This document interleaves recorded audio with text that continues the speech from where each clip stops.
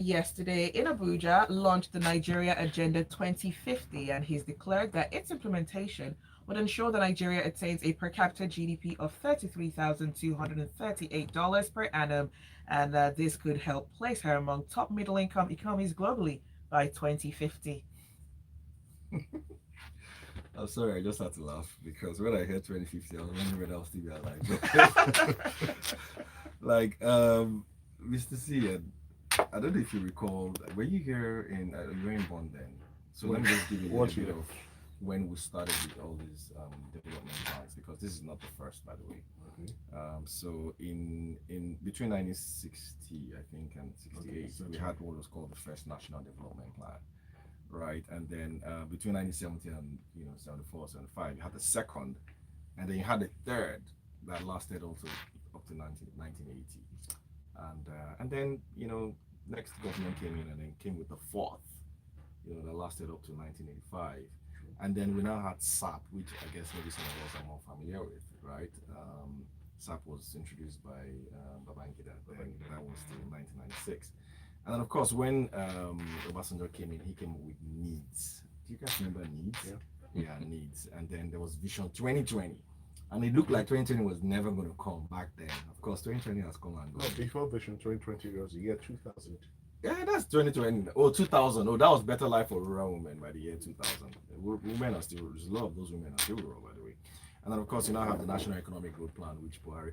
It's important for me to just give you back, history, so you understand that Nigeria, when it comes to policy or creating policies, it's never been a problem for Nigeria. It's actually implementing those policies. That's what the issue is. Yeah. So within this government alone, I think we've seen three, right? I think there's the Vision 2020 or something like that, and then there's the ERGP, and then the National Development Plan, and then this one, which they're now putting up in the twilight of the administration. So I really don't know to what effect, because I'm not sure the next administration would implement the same, even though it's the same party.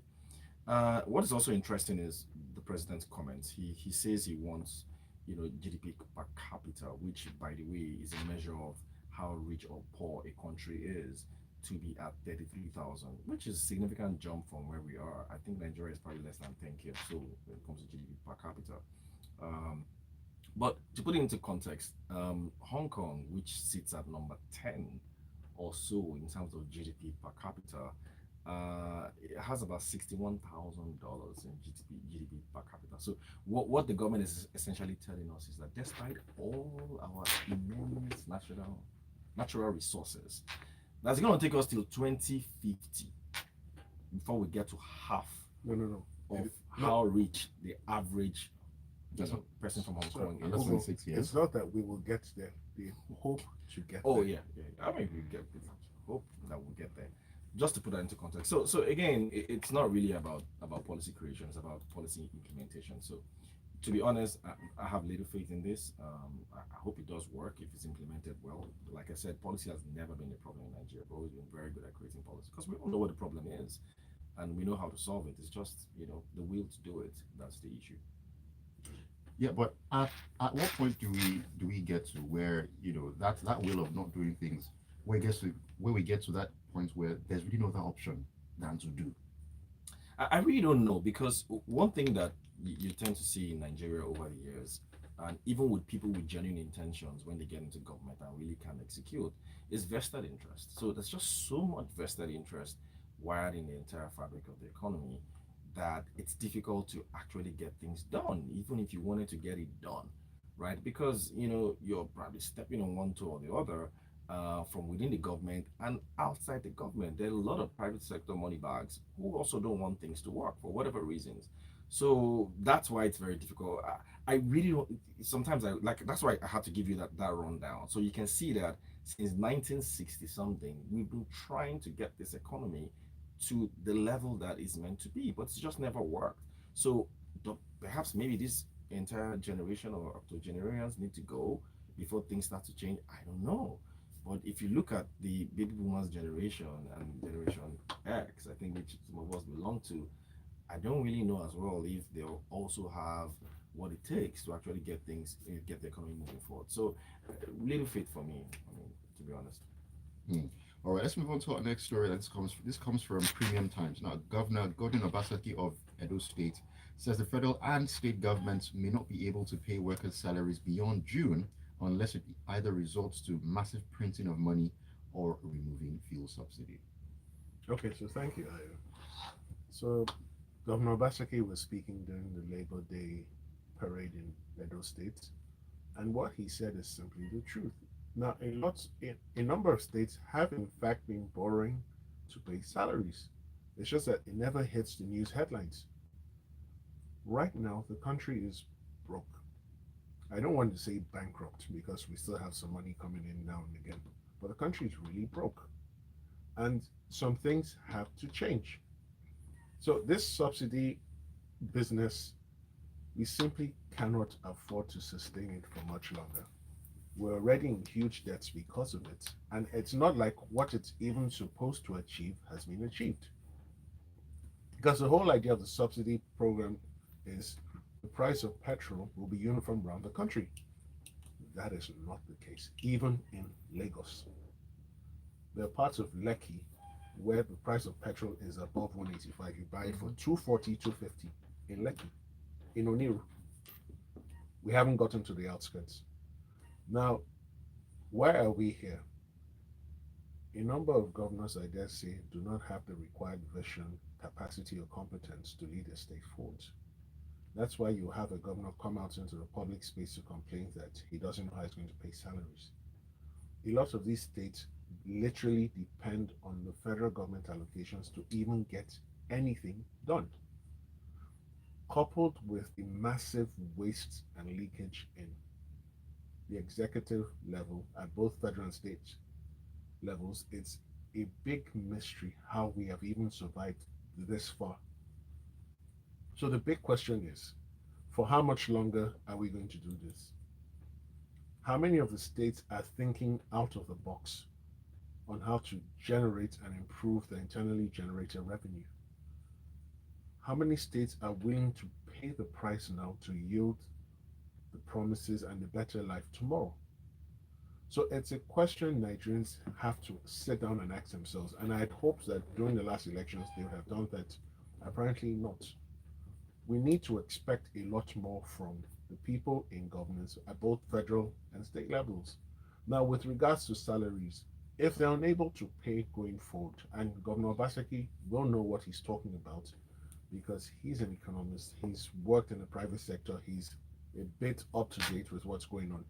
Where that happens, will there be any surprises if the Nigerian Labour Congress, the Trade Union Congress, all pull out their members on a nationwide strike?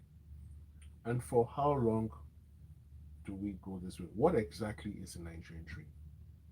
In America, you have the American dream that if you put your head down, you work, you at least get a house, get a car, send your children to high school or university. It doesn't have to be the price you want.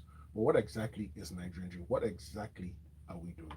I actually feel maybe, I hope it's not a strong word, but disappointed that the governor will say something like this. And the reason is that whether you take away subsidy or not, I don't even know how much effect that has on salary payments. How can you be a governor and you don't know how to pay salaries of your staff? Like, what are you doing in your state? Are you not meant to be creating jobs? If you're meant to be creating jobs, shouldn't you find a way to pay salaries? Don't you collect taxes in your state? Why do you have to wait for handouts from the government to pay salaries? So that's really what I don't. That's what I really don't get. So coming from him, someone of his experience, it's a little bit, a bit disappointing. No, so Ugo, so Edo State doesn't have a problem paying salaries, but he's pointing out a general problem that is coming, and he's careful. He knows the fact that a number of states, I don't want to say a lot, depend solely on federal government allocations, which is wrong. Yeah, it's wrong. Yeah, we both agree it's wrong. And that's why I said a lot of them are not thinking outside the box. Why offer yourself for election if you do not have the faintest idea how you're going to get the state running? Let us know what your thoughts are. 0809 444 981. From Vanguard, the Nigeria Labour Congress and the Trade Union Congress of Nigeria are not exactly thrilled with the Senate's approval of the president's 22.72 trillion naira Ways and Means request. They've described it as shocking and suspicious? I don't know what they mean by shocking and suspicious. Because I was reading through the article and I was hoping I was going to see, maybe their own suggestions of what to do with the ways and means. Are we just going to wish it away, or are we just going to flush it down the drain, or maybe hang it on someone's neck? It's a debt that the government owes to, well, the government, essentially, right? Because CBN is part of the government.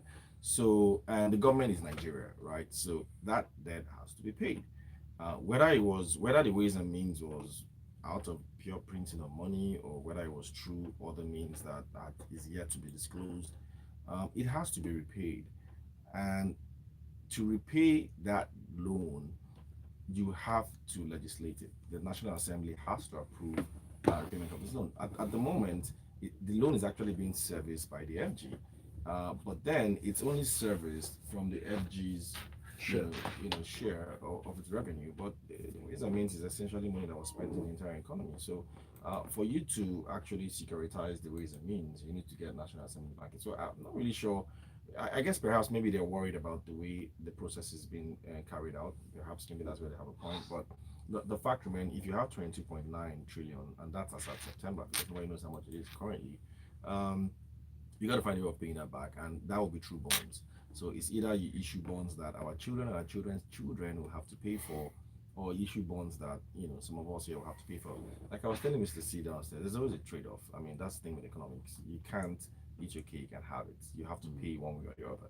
So we've all spent that money chasing economic growth. It's only giving us 3% economic growth, or so, giving us 22% inflation rate. You've got to pay for it.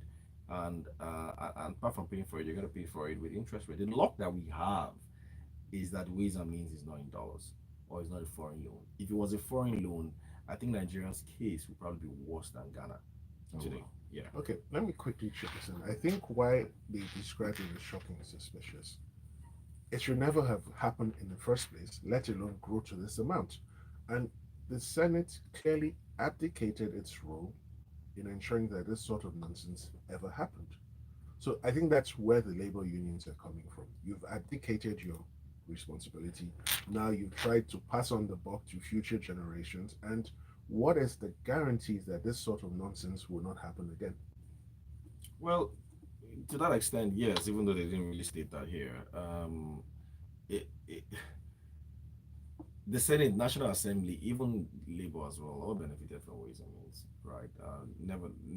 This is not saying that I support, ways and means as a permanent way of funding government deficits. But the point is that there are government deficits, and if there are government deficits, government can't pay its bills, and a huge percentage of government bills is personal expenses, right? It's all these salaries and what we call recurrent expenditure. And if government decides to do what people have been telling government to do, which is actually to reduce recurrent expenditure by reforming or implementing civil service reforms, the same unions are the ones that will come out and attack it, isn't it? Yeah. Exactly. All right, let's go on to some messages. Shagun says, governing an oil-rich state. I'm not certain what Governor Obaseki has achieved in Edo State. Daisy says, there's no Nigerian dream. There's only hope for better governance. And let's take a quick breather. The Freshly Pressed will continue.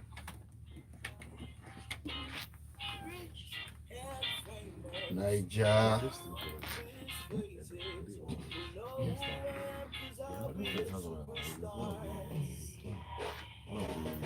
Hi people, my name is Prince, and if you want good music, stay tuned to Smoke 98.1. Oh, Listening to the symphony of body parts directed by your maestro. When you walk, it is like watching a G clef stroll across an octave accented by a C sharp.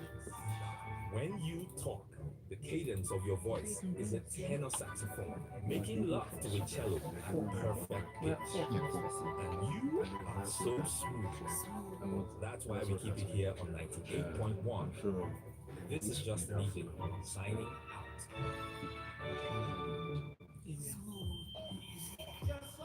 Music is life, and life is music. Here on Soul 98.1. Hashtag down.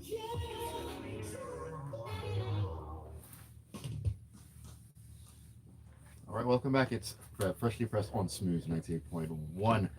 Your love music, love live station, Zibby and Ayo, and our analyst in the studio, Mr. C and Ibudre. You can be a part of Freshly Pressed by sending your messages to us via WhatsApp on 0809 440 We're also streaming live on YouTube. It's Smooth 981 FM. All right, let's get back to the stories here. This is from Daily Trust. Now, the first batch of Nigerians who fled the conflict in Sudan have returned to the country. Now, due to the closure of Sudanese airspace, the federal government made arrangements for them to be conveyed to Egypt by road from where they were to connect flights back home.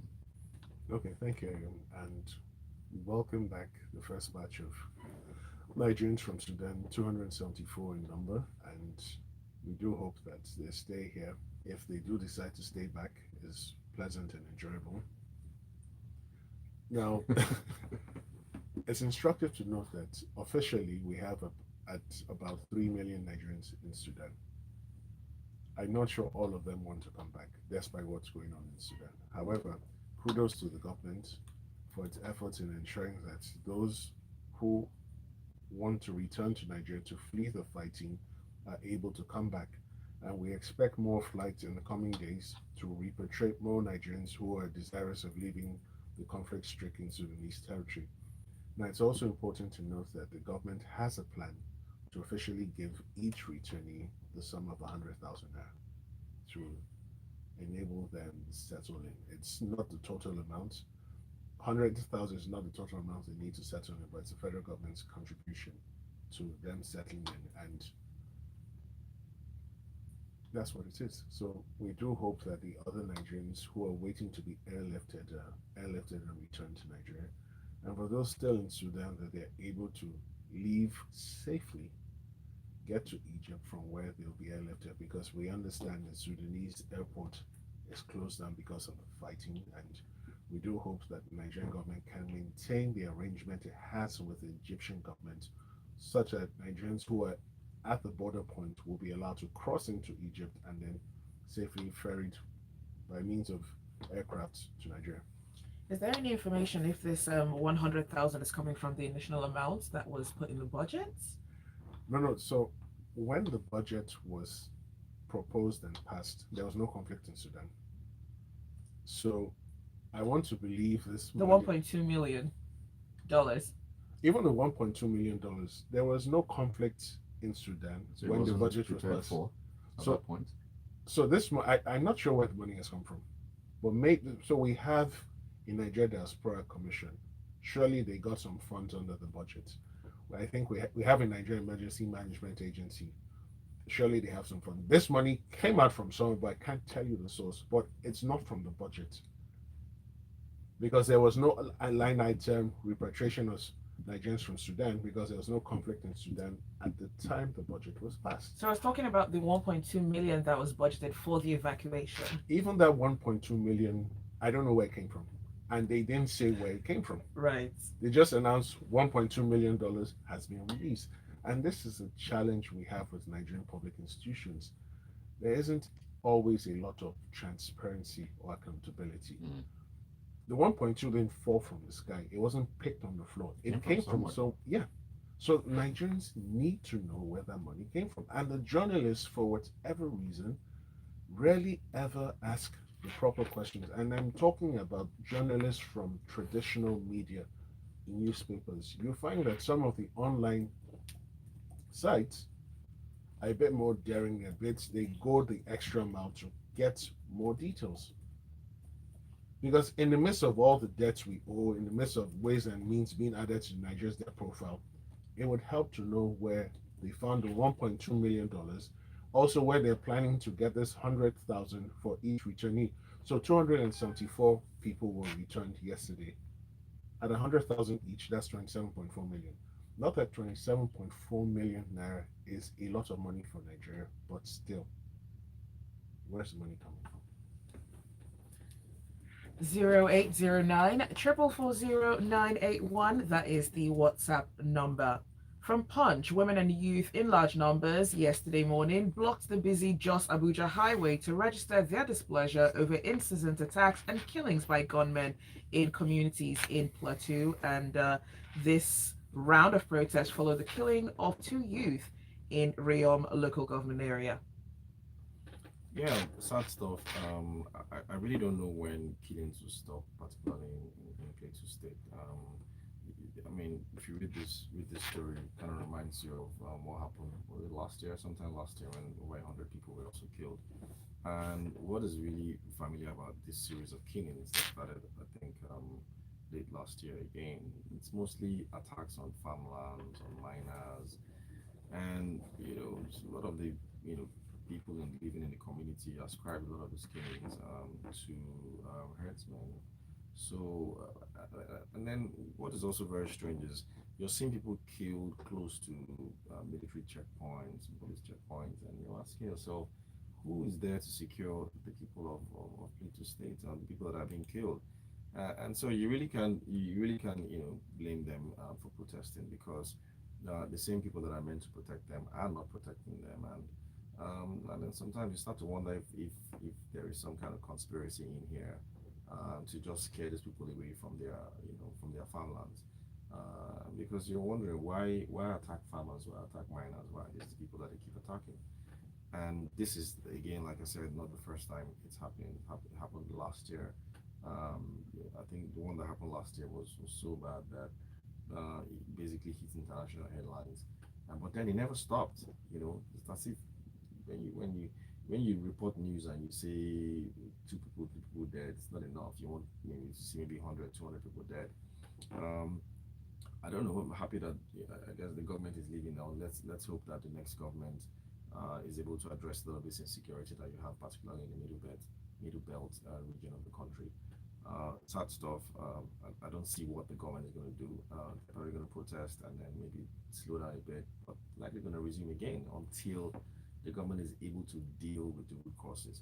Now, what is also strange, or maybe just a coincidence, is that during the period of cash scarcity, you didn't see a lot of all these things happening, right? Yeah, but now that cash is everywhere, you're not seeing insecurity spring up again.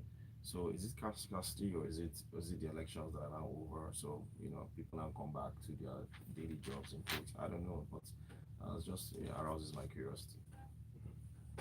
All right, let's take messages from WhatsApp. This is from Jonah, and he says Nigeria's GDP per capita is currently a little over $2,000.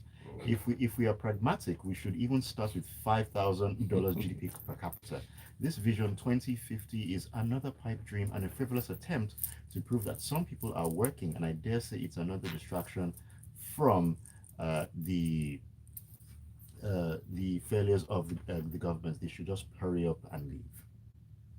All right, let's take another one here. This is from Cisco Delgado, and he says, "Good morning, Zibby and Omasha. It's Ayo actually, And Ugo. and Ugo as well.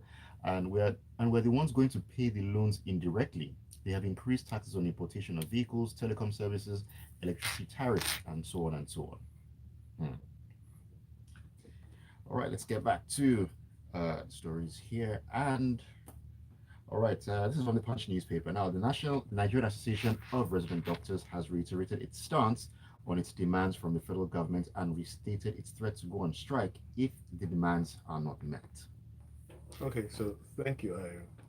So the Nigerian Association of Resident Doctors did present the federal government with its demands, and some of these demands include an immediate increase in the consolidated medical salary structure by a 200% raise, the withdrawal of the bill seeking to detain Nigerian medical graduates for a further 5 years before Detain is a strong word, Mr. C. Okay, seeking to compel medical and dental graduates to render 5-year compulsory services in Nigeria before being granted full license to practice. How that is not a detention beats my imagination. Anyways, let's continue.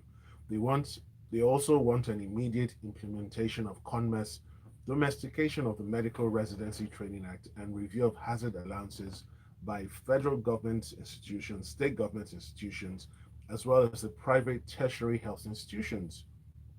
Now, It's instructive that, according to the Nigerian Association of Resident Doctors, rather than the government officially respond to the demands that have been presented to it, its functionaries and representatives will go on the media and be threatening them.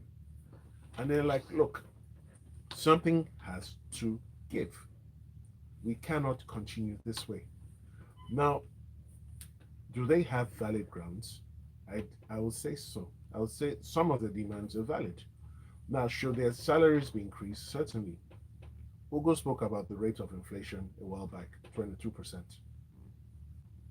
That's ridiculous. Now, you imagine, what are the existing salaries? When last were they fixed? When last were they reviewed against inflation? Are those salaries still a realistic hedge against the cost of living in Nigeria? Certainly not. And the argument in support of this is the desire and the rush by Nigerian medical professionals to emigrate to other countries where they can improve their lot. And that's where that proposed bill comes in, because they're now seeking to stop them. Now, hazard allowances. When was the last time they were reviewed? How much are the hazard allowances? Are they even being paid regularly? Let's make no mistake about this. Nigeria is in a crisis from sector to sector. Education is a mess, but we're talking about health. The doctors are saying that you're not paying us properly. The work we have to do is overwhelming. The prescribed WHO ratio of doctor to population, we're certainly not meeting that. And then, rather than meet us at the negotiating table, so we've made offers to you. Present a counter offer if you do not like what we presented. But at least be seen to be saying something formally. Rather, you're ignoring. Then when a strike is called, you then rush and call everybody to the negotiating table to waste more time. There must be a better way of dealing with things. Yes, I know there are processes where they have to engage the Minister for Labor, the Minister for Health in talks. But our government officials should be alive to their responsibilities, alive to the fact that the healthcare sector is one that we cannot allow to collapse completely. And that bill, honestly, should be withdrawn. You cannot compel Nigerians to stay if they do not want to stay. That's why the freedom of movement is guaranteed. Now, the legislators who are proposing that bill, have they equally proposed the bill which makes it mandatory and compulsory for all Nigerian public office holders to receive medical treatment in Nigeria alone? They won't do that. All right, we're almost out of time, but I think we can read a few messages just before we head out. All right, this is from Solomon, and he says civil service reforms do not necessarily mean laying off civil servants. Dealing with inefficiencies and corrupt practices in the public sector would leave massive resources to cater for the people. Let's take another one here real quickly. This is from Victor, and he says Nigerian workers should be paid in purchasing power and not in cash. 30,000 naira can't buy a bag of rice. It can only just buy 30 loaves of bread. And that is all the time that we have for Freshly Pressed this morning. Thanks for your messages. Thank you for listening. And special thanks to our analysts, Mr. C and Ugo Dre, for joining us this morning. Stay with us. Headlines, the stories, the news, in-depth analysis of national current affairs.